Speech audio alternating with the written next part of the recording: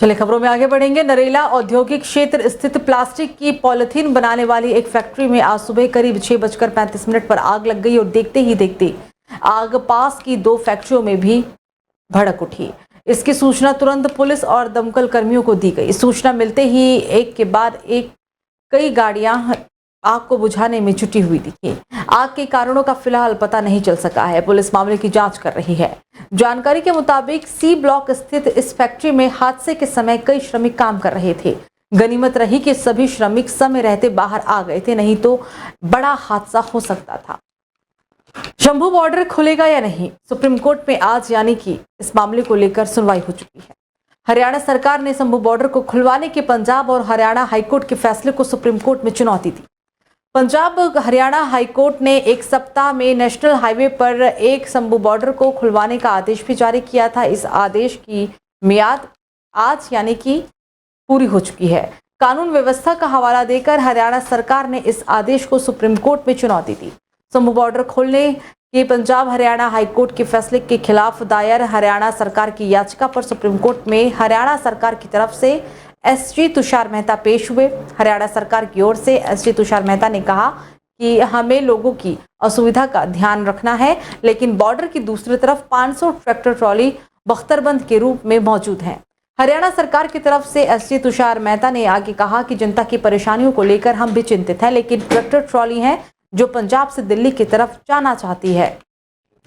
तो दिल्ली हाईकोर्ट ने दिल्ली दंगों के आरोपी उमर खालिद की याचिका पर दिल्ली पुलिस को नोटिस जारी किया है। उमर खालिद पर गैर कानूनी गतिविधि अधिनियम के तहत दर्ज दिल्ली दंगों में साजिश रचने का आरोप है। जस्टिस सुरेश कुमार कैत और जस्टिस गिरीश कठपालिया की खंडपीठ ने पुलिस से जवाब मांगा और मामले की सुनवाई 29 अगस्त के लिए सूचीबद्ध कर दी है। कोर्ट ने सह आरोपी व्यक्तियों के द्वारा दायर जमानत याचिकाओं को भी सुनवाई के लिए सूचीबद्ध किया है। आरोपी व्यक्तियों में शर्लीन इमाम, मीरान हैदर, खालिद सैफी, गुलफिशा फातिमा, मोहम्मद सलीम खान, शिफा उर रहमान, शादाब अहमद, अतहर खान शामिल हैं। इस बेंच ने हालांकि सह आरोपी इशरत जहां को भी जमानत के खिलाफ दिल्ली पुलिस की चुनौती भी इसमें शामिल है। खालिद की दूसरी जमानत याचिका अब 28 मई को ट्रायल कोर्ट ने खारिज कर दिया था। उन्होंने हालांकि आदेश को हाईकोर्ट में चुनौती भी दी थी। खालिद ने सुप्रीम कोर्ट से राहत मांगने वाली अपनी याचिका वापस लेने के बाद नई जमानत याचिका भी दायर की थी। खालिद ने अक्टूबर 2022 में जमानत देने से उन्हें दिल्ली हाईकोर्ट की तरफ से इनकार कर दिया था, जिसके बाद उनकी तरफ से ये याचिका दायर की गई थी।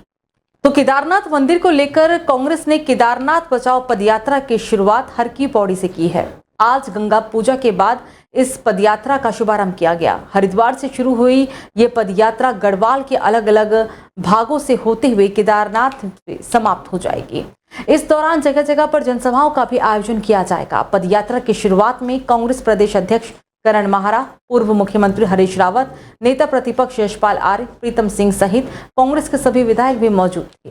कांग्रेस प्रदेश अध्यक्ष करण माहरा ने कहा कि केदारनाथ सतयुग के सनातनी परंपरा की पहचान है।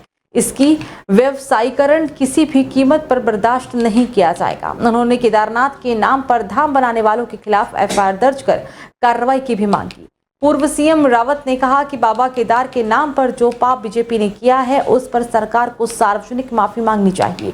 नेता प्रतिपक्ष ने इस दौरान कहा है कि पद यात्रा के माध्यम से वो देश और प्रदेश की जनता को बताना चाहेंगे कि जो सामाजिक समरसता की बात करते हैं, उनकी कथनी और करनी में कितना फर्क है।